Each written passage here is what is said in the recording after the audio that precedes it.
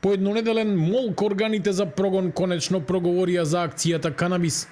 Но освен тоа дека се запленети над 40 тони марихуана, други детали нема.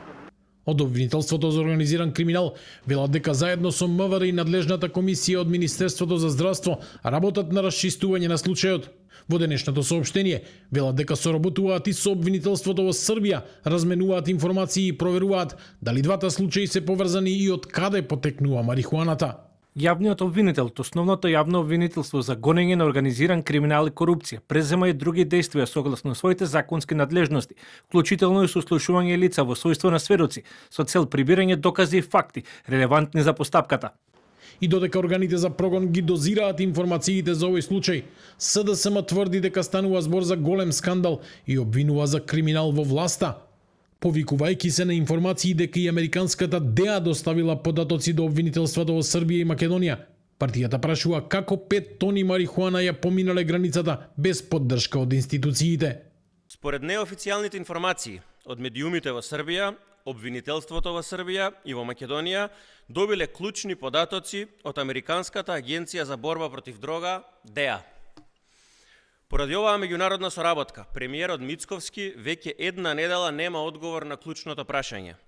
Како 5 тони марихуана успеале да ја преминат границата, да излезат од Македонија и да влезат во Србија?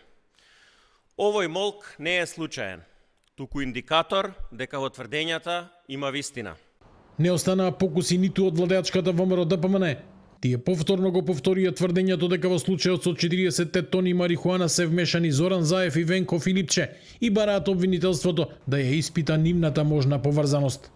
Факт е и дека околу 70% од запленетата дрога деновиве е на фирма во собственост на луѓе на Заев. Станува збор за фирма на лице кое е било претседател на општинскиот одбор на СДС во Ново село. Тоа е Тони Котев, познат како Мкчев, кој пак бизнисите ги тера со Вице Заев. Секако, основоположникот на бизнисот со марихуана, владата на СДС, предводена од Заев, кога министер за здравство беше Филипче, креирала правила по своја мерка и доделувала бизниси по своја мерка или на своји луѓе. Екс-премиерот Зоран Заев вчера ги отфрли обвинувањата и најави тужба, велејќи дека се работи за лаги.